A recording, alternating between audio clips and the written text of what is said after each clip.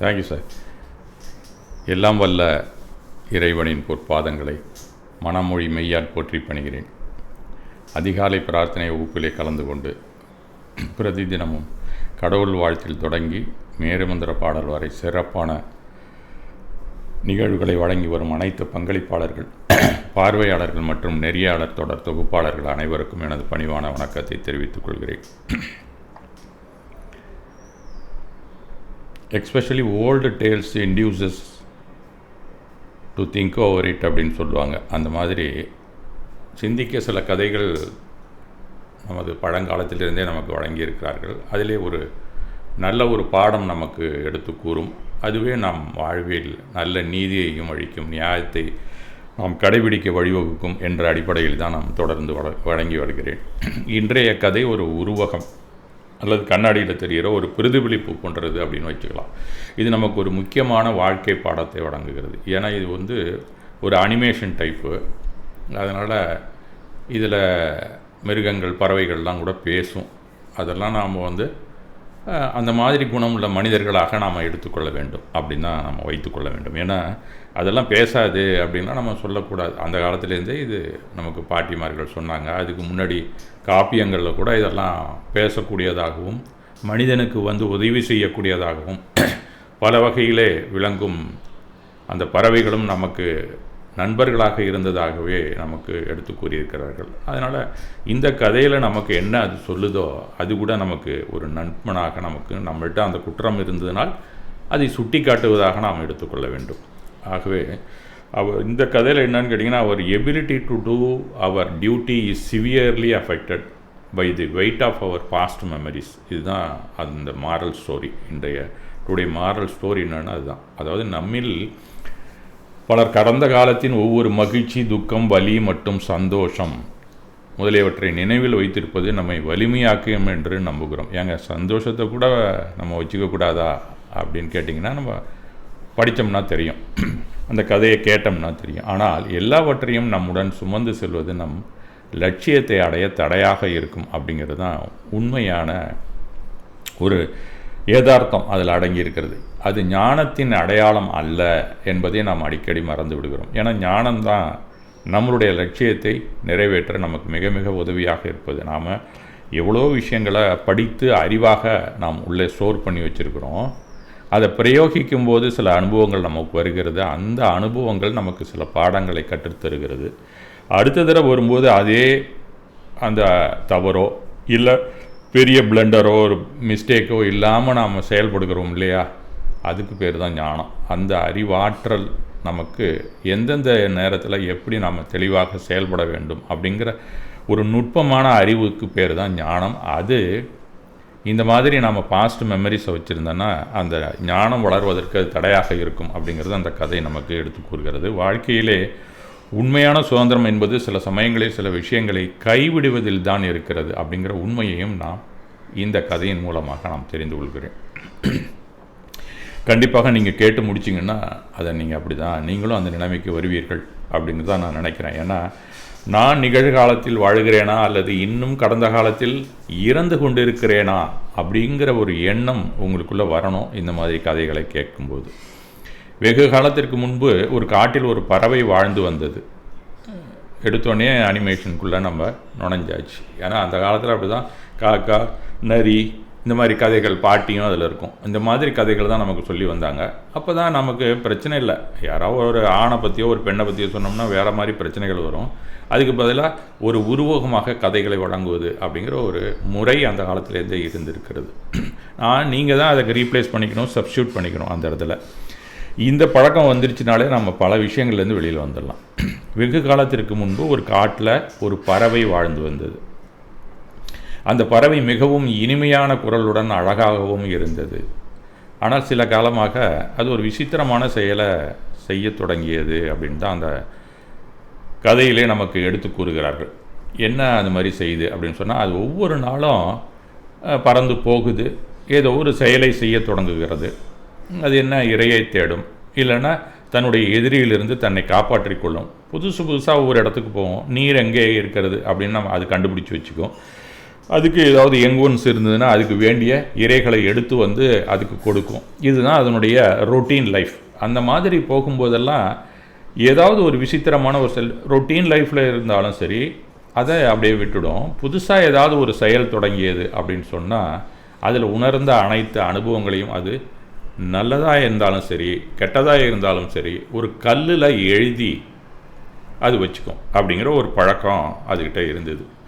ஒரு கல்லில் எழுதி அதுக்கு தன்னிடமே அதை ஸ்டோர் பண்ணி வச்சுக்கக்கூடிய ஒரு பழக்கம் அந்த குருவிகிட்ட இருந்திருக்கிறது அப்படின்னு அந்த கதைகளை தொடங்குகிறார். அது மகிழ்ச்சியாகனதாக இருந்தாலும் இருக்கலாம், சோகமானதாகவும் இருக்கலாம், அல்லது தன்னுடைய ஒவ்வொரு கணமும் என்ன நடக்கிறது அப்படிங்கிறத நினைவில் வைத்து கொள்ள வேண்டும் அப்படின்னு அந்த பறவை நம்பியது. அந்த மாதிரி இருந்தால் நாளைக்கு அது பயன்படும்ல அப்படின்னு சொல்லி அதை ஒரு சொத்தாக சேகரிக்க ஆரம்பித்து விட்டது. இது பழக்கமாக மாறியது. அதுக்கு இது மாதிரி நடந்து கொண்டே இருப்பது ஒரு பழக்கமாக மாறியது. அப்போ எங்கேயாவது ஒரு இடத்துக்கு போனால் ஒரு கல் கையில் அங்கே இருக்கிறத எடுக்கும். அது என்ன மாதிரி அனுபவத்தை கொடுத்தது, சந்தோஷமாக இருந்தது, இது ரொம்ப மோசமான அனுபவம்ப்பா அப்படிங்கிறது மாதிரி அதில் அதுவே எழுதும்.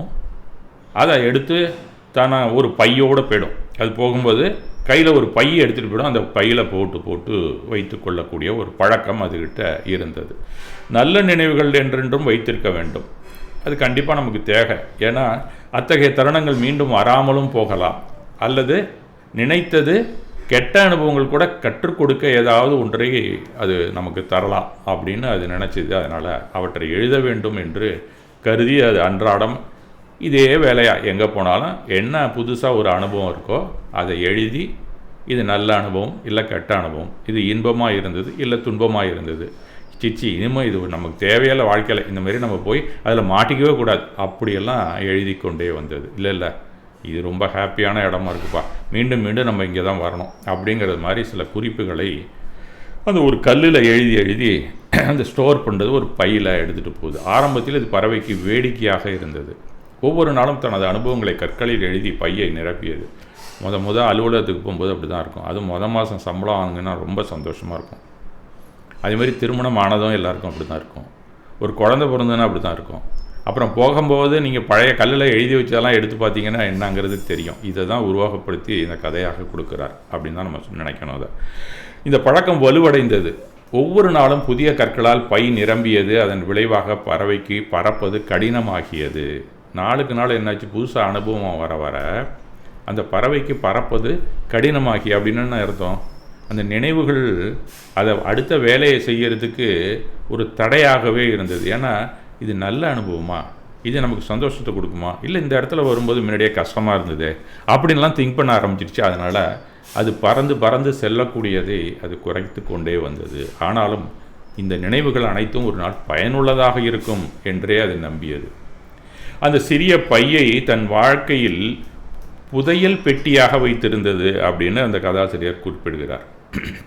அது ஒரு பத்திரப்படுத்த வேண்டியது, அதை மூட்டை கட்டி பத்திரமாக வச்சுக்கணும் அப்படின்னு சொல்லி அதன் மேல் அதுக்கு என்ன வந்தது, இதை பத்திரமாக வச்சுக்கணும்னு நம்ம நினச்சாலே என்ன ஆகும், அது பற்றாகத்தான் நமக்கு இருக்கும். ஆனால் காலப்போக்கில் அந்த பை கனமாகியது. நாளுக்கு நாள் அதிகமாகி கொண்டே போனது. ஏன்னா கல் ஒன்று தூக்கி வைக்கும்போதும் ஒன்று ஒரு சுமையான ஒரு கல், அந்த கற்களை அதிகமாக அந்த சுமையும் அதிகரித்து கொண்டே வந்தது. மெதுவாக அந்த பறவையின் இறக்கைகளை அது பாதிக்க தொடங்கியது. அது தூக்கிக்கிட்டு அதால் பறக்க முடியல. அது முதுகில் சுமந்து கொண்டு சென்று கொண்டிருந்தது. அது எங்கேயும் கீழேயும் வைக்கிறது கிடையாது. அது என்னடா பண்ணுறது, கொஞ்சம் நேரம் வைக்கும், திருப்பி கிளம்பணும்னா அது தூக்கி முதுகில் வச்சுக்கும், உடனே அந்த இடத்த விட்டு அது கிளம்பும். இப்படியாக அது வேகமாக பறந்து கொண்டு இருந்த அந்த பறவையினுடைய இறக்கைகள் கொஞ்சம் தளர்ச்சி அடைய ஆரம்பித்து விட்டது. முன்பு போல வேகமாகவோ அல்லது உயரமாகவோ அதனால் பறக்க முடியவில்லை. கொஞ்சமாக அது கவனமாக இருக்கணுங்கிறத விட இது ஆபத்தானது, இதை செய்ய வேண்டாம், நம்ம மேலே போனால் மாட்டிக்கணும், இதுக்கு மேலே போனால் நம்ம வாழ்க்கையில் வளர்ச்சி இருக்காது அப்படின்லாம் யோசிக்க ஆரம்பிச்சிடுச்சு. இந்த மாதிரி பழைய நினைவுகள் அதை அழுத்தி கொண்டே இருந்ததனால் அதனால் சுதந்திரமாக பறக்க முடியவில்லை. ஒரு நாள் அந்த பறவை வழியில் ஒரு வயதான புத்திசாலியான ஒரு ஆந்தையை சந்தித்தது. அந்த ஆந்தை இதை பார்த்து கேட்குது, என்ன மூட்டா வேணுமோ தலையில் கையில் எடுத்துகிட்டு போகிற, அதையும் உன்னால் தூக்க முடியாத, இதை தூக்கிக்கிட்டு எப்படி நீ பறக்கிற அப்படிங்கிறது மாதிரி அந்த ஆந்தை இதை பார்த்து கேட்குது. இது அந்த ஆந்தைகிட்ட இது என்னுடைய பழைய நினைவுகள், அதில் எது நல்ல நினைவாக இருக்கோ, எது சின்னதாக இருக்கோ, கஷ்டமாக இருக்கோ, அதெல்லாம் நான் ஒன்று ஒன்றா தூக்கி சுமந்து கொண்டு செல்கிறேன் அப்படின்னு சொன்னது. அது சொன்னது அந்த ஆந்தை, சின்ன பறவையே, அது என்ன ஒரு பை, அந்த பையில் நீ சுமந்து கொண்டு இருக்கிறாயே அப்படின்னு கேட்டதுக்கு இந்த பதிலெலாம் அது சொல்லுது. ஆந்தை முகம் சுளித்தது இதை கேட்டதுக்கப்புறம். அப்படியானால் நீ நிகழ்காலத்தில் உயிருடன் இருக்கிறாயா அல்லது நேற்றைய நினைவுகளின் சுமையுடன் பறந்து கொண்டு இருக்கிறாயா அப்படின்னு இந்த ஒரு கேள்வி தான் அந்த ஆந்தை அதுகிட்ட கேட்டது. பறவைக்கு உடனே புரியவில்லை. இது என்னடா சொல்லுது, புதுசாக ஏதோ சொல்லுது நமக்கு அப்படின்னு சொல்லி அதுக்கு ஒன்றும் புரியல. அந்த பறவை பறந்து சென்று விட்டது. அந்த ஆந்தை அந்த இடத்த விட்டு இந்த ஒரு கேள்வி தான் கேட்டுச்சு, நீ நிகழ்காலத்தில் உயிரோடு இருக்கியா இல்லை பழைய நினைவுகளில் சுமந்து கொண்டு பறந்து கொண்டு இருக்கிறாயா அப்படிங்கிறது மாதிரி கேட்டுட்டு அது போயிடுச்சு. அது இதன் பயணம் மிகவும் கனமாகவும் வேதனையாகவும் இருக்கிறத அது கேள்வி கேட்டதுக்கப்புறம் தான் இது உணர ஆரம்பித்தது. வாரங்கள் கடந்தன. இப்போது பை நிரம்பி வழிந்து கொண்டிருக்கிறது. பறவையால் தரையிலிருந்து மேலே எழும்ப கூட முடியவில்லை. அதன் இறக்கைகள் வலித்தன அப்படின்னு சொல்லி அடுத்த லெவல் போகிறார். அதை தூக்கிட்டு பறக்க முடியல. முதுகில் வச்சிருந்து அப்புறம் தன்னுடைய அலகலை வைத்து தூக்குகிறது. இப்படியாக அது கஷ்டப்பட்டு அது சுமந்து கொண்டே சென்று கொண்டிருக்கிறது. அது நடந்து சென்றபடி அந்த பையை இழுத்து சென்றது. அதால் தூக்கி கொண்டு போக முடியல. கடைசியில் அதை இழுத்துக்கிட்டு போச்சு. ஒரு மழை நாளில் முன்னோக்கி நடக்க முயன்ற போது பறவை வழுக்கி விழுந்தது. கீழே மறுபடியும் அது விழுந்து விட்டது. அந்த ஆந்தை அதை பார்த்துக்கிட்டு அப்படியே அந்த பக்கமாக போணுச்சு. திருப்பி என்னடா அப்படி கீழே விழுவுது, அப்படி அந்த அளவுக்கு முதுகில் சுமந்துக்கிட்டு இருந்தது, இப்போ கையில் இழுத்துக்கிட்டு போயிட்டு இருக்கே அப்படின்னு சொல்லி அந்த ஆந்தை அந்த பக்கமாக பறந்துட்டு அது பாட்டுக்கு போயிடுச்சு. இது கொஞ்சம் கொஞ்சமாக அந்த இடத்த விட்டு நவர முடியாமல் அதே இடத்துல நின்று கொண்டிருந்தோன்னே அந்த ஆந்தை மறுபடியும் சொல்லுது, நீ என்ன இந்த உயிரோடு இருக்க போறியா, இல்லை சாக போறியா, அந்த மாதிரி தூக்கிட்டு அலையிறிய அப்படின்னு சொல்லிவிட்டு அது மறுபடியும் பறந்து விட்டது. ஆனால் இப்போது அதே நினைவுகள் அதை கொஞ்சம் கொஞ்சமாக அதை தூக்கிட்டு போக முடியாமல் அதனுடைய முதுகிலே இருந்து அழுத்தி கொண்டே இருந்தது.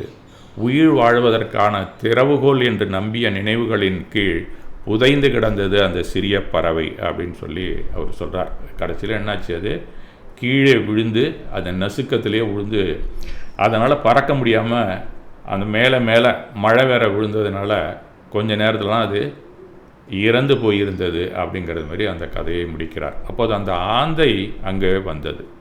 மீண்டும் அங்கேருந்து அந்த ஆந்தை மறுபடியும் பறந்து வந்தது. அந்த சோகமான கண்களுடன் அசைவற்று பறவையை பார்த்து வருத்தமுடன் மெதுவாக, நினைவுகள் நமக்கு வழிகாட்டவே தவிர நம்மை சுமையமாக அழுத்துவதற்காக அல்ல அப்படின்னு அந்த இறந்து கிடந்த பறவையை பார்த்து அது சொல்லிவிட்டு மீண்டும் பறந்தது.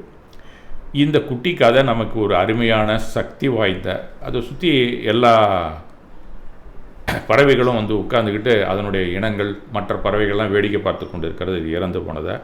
அப்போ தான் அந்த ஆந்தை மறுபடியும் சொல்லிட்ட போது, நினைவுகள் நமக்கு வழிகாட்டவே தவிர நம்மை சுமையாக அழுத்துவதற்காக அல்ல அப்படின்னு அந்த சுற்றி இருந்த பறவைகள்கிட்ட அந்த ஆந்தையை சொல்லிவிட்டு சென்றதாக அந்த கதையை முடிக்கிறார் அந்த கதாசிரியர். அந்த குட்டி கதை நமக்கு என்ன சொல்லுது அப்படின்னு சொன்னால், நல்லதோ கெட்டதோ நினைவுகளை கடந்து காலத்தோடு விட்டுவிட வேண்டும். எந்த காலத்தில் நம்ம இருக்கோமோ அந்த நேரத்தில் ஏற்பட்ட அனுபவத்தை நாம் சுமந்து கொண்டே செல்லக்கூடாது. நாம் மறக்கவும் முன்னேக்கி செல்லவும் கற்றுக்கொள்ள வேண்டும். இதுதான் இந்த கதையில் சொல்லக்கூடிய நீதி. ஏன்னா நாம் நல்ல விஷயங்களை ஒருத்தரோட பழகும்போது வைத்து கொண்டு இருக்கிறோமோ இல்லையோ, அவர்களால் நமக்கு என்ன இடர் வந்தது, என்ன கஷ்டம் வந்தது, நம்ம வாழ்க்கையில் என்ன தடை வந்தது, இதையும் குறித்து வச்சுக்கிட்டு அதை தான் நல்ல போல்டு லெட்டரில் எழுதி வச்சுருப்போம். நமக்கு உதவிகள் செய்திருப்பாங்க. நம்ம வாழ்க்கையில் ஒரு திருப்பு முனையை அவர்கள் தந்திருப்பார்கள். நாம் லிஃப்ட் பண்ணுறது கூட அவங்க உபயோகப்பட்டிருப்பாங்க. ஒரு நேரத்தில் ஒரு ஸ்டெப்பு நம்ம தூக்கி வைக்க முடியாது. அப்போ லேசாக நம்மளை தட்டி விட்டு தூக்கி விட்டுருப்பாங்க. இல்லைனா அந்த மேல் மட்டத்துக்கே நம்ம வந்திருக்க முடியாது. அதெல்லாம் மெல்லீஸான ஒரு பேனாவால் தான் நம்ம எழுதி வைக்கிற பழக்கம் நம்மள்கிட்ட இருந்திருக்கு, நம்மளுடைய இதயத்திற்குள்ளே, நம்மளுடைய மனதிலே. இதைத்தான் அது குறிப்பிட்டு சொல்கிறது. நாம் நல்லதோ கெட்டதோ எந்த நினைவுகளும் கடந்த காலத்தோடு அதை விட்டுவிட வேண்டும். என்றைக்கு நடந்ததோ நல்லதோ கெட்டதோ அன்றைக்கே நாம் அதை மறந்து விட வேண்டும். நாம் எல்லாவற்றையும் நம்முடன் சுமந்து செல்லக்கூடாது. நாமும் அடிக்கடி இதையே செய்கிறோம். நாம் ஒவ்வொரு சிறிய நினைவையும் நல்லதையும் கெட்டதையும் சேகரிக்கிறோம். ஆனால் கடந்த காலத்தின் சுமையை ஒவ்வொரு நாளும் சுமந்து கொண்டே இருந்தால் இறுதியில் நாம் உள்ளுக்குள் சோர்வடைந்து விடுவோம். எந்த காரியத்தையும் செய்ய முடியாது. ஏன்னா ஒரு ஆள் நமக்கு நல்லதும் செஞ்சுருப்பான், அவனே கெடுதலும் செஞ்சுருப்பான். ஆனால் நாம் மனசில் இன்றைக்கி அவனை அணுகும்போது நமக்கு கெடுதல் செய்வானோ அப்படிங்கிற ஒரு சந்தேகத்தோட கண்ணோட தான் நம்ம அவனோட பழக ஆரம்பிப்போம். எவ்வளவு நல்லது செஞ்சிருந்தாலும் அன்னைக்கு கூட நல்லது செய்வான். அன்னையிலேருந்து நாம் என்ன நினைப்போம், இவன் ஏதோ நமக்கு கெடுதல் பண்ணுறதுக்கு தான் அந்த நல்லது செய்கிறான் அப்படின்னு நாம் நினைக்க ஆரம்பித்து விடுவோம். நாம் நிகழ்காலத்தை அனுபவிக்க தவறி விடுகிறோம். அவன் நமக்கு நல்லது தானே செஞ்சுருக்கான், அப்போ ஒரு தேங்க்ஸ் சொல்லணும் கூட தான் நமக்கு தெரியாது. இவன் ஏதோ காரணம் இருக்கியா, இன்றைக்கி எதுக்கு அவன் நல்லதுன்னு நமக்கு நல்லது செஞ்சான் அப்படின்னு தான் நம்ம திங்க் பண்ணுறோம். இதனால் பழைய நினைவுகள் நம்மை அழுத்தி கொண்டு இருக்கிறது. நாம் சகஜமாக சுற்றுப்புற சூழ்நிலை கூட வாழ முடியாது, பல நண்பர்களோடு பழகவும் முடியாது. நண்பர்களே பகைவர்களாக நமக்கு அவ்வப்போது தோன்றி மறைந்து கொண்டே இருப்பார்கள். அந்த பகைதான் மேல் நோக்கி இருக்கும். அப்படிங்கிறது தான் இந்த பறவைக்கு என்ன நடந்ததோ அதுபோலவே பலரும் கடந்த கால வலிகளையோ அல்லது கடந்த கால மகிழ்ச்சியையோ மிக நீண்ட காலம் பிடித்து கொண்டிருக்கிறார்கள். ஆனால் வாழ்க்கை என்பதே ஒரு சில விஷயங்களை கைவிடுவது தான். அதுக்கு தான் அந்த சமாவாணி, நாளைக்கு நாம் இதை பற்றி நினைக்கவே கூடாது, இதெல்லாம் நம்ம தசதர்மத்திலேருந்து எல்லாத்துலேயுமே சொல்லியிருக்கு. அன்னன்னைக்கு அதை மறந்துடணும். இல்லைன்னா மறக்கிறதுக்குன்னு வருஷத்துக்கு ஒரு நாள் வச்சு அதை மன்னித்து விட வேண்டும். மன்னிக்கிறதுனா என்ன, மறப்போம் தான். மறப்போங்கிறது தான் மன்னிப்பாக நமக்கு வழங்கப்பட்டிருக்கிறது. அது அன்னையோடு அந்த நினைவுல தான் நம்ம வெளிப்படணும். அது கிறிஸ்டியானிட்டியில் சொல்லியிருக்கோ, நம்மளதில் தச தர்மத்தில் சொல்லியிருக்கோ, நாம் அன்னையோட அந்த விஷயத்தை மறந்துடணும். அப்படி இல்லைன்னா நம்மளுடைய வாழ்க்கை துணையோட கூட நம்ம வாழறதுக்கு தகுதி இல்லாமல் ஆகிவிடுவோம் என்பது தான் உண்மை. பல பேருடைய பிரிவுக்கு காரணமும் இதுதான். ஒரே குடும்பத்தில் பல உறவுகளுக்கு இடையே இருக்கக்கூடிய பல பகைகள், உள்பகைகள் எதனால் அது வந்ததுன்னே தெரியாது. அந்த பகை எதனால் வந்ததுன்னே நெருங்கிய உறவுகளுக்குள்ளே இருக்கும், நல்ல நட்புக்குள்ளே இருக்கும். இதெல்லாம் அந்த பழைய விஷயங்களையே நாம் வைத்து கொண்டு வாழ்வதனால தான் அன்னன்னைக்கு அதை தூக்கி போட்டுகிட்டே வந்தால் புது மனிதனாக, புது உறவாக, புது நட்பாக நாம் வாழலாம் அப்படிங்கிற ஒரு நல்ல நீதியை தான் இந்த கதை நமக்கு வழங்குகிறது. அதை நாம் எடுத்துக்கொண்டு எந்த நிகழ்வின் அனுபவத்தையும் மன்னியுங்கள், மறந்திடுங்கள், முன்னோக்கி செல்லுங்கள், புதிதாக ஒன்றை உணருங்கள், புதிய அடிகளை எடுத்து வையுங்கள், அமைதியான இதயத்துடன் வாழுங்கள். இதுதான் இந்த கதை நமக்கு சொல்லக்கூடிய நீதி. இதோட இன்றைய உரையை முடித்துக் கொள்கிறேன்.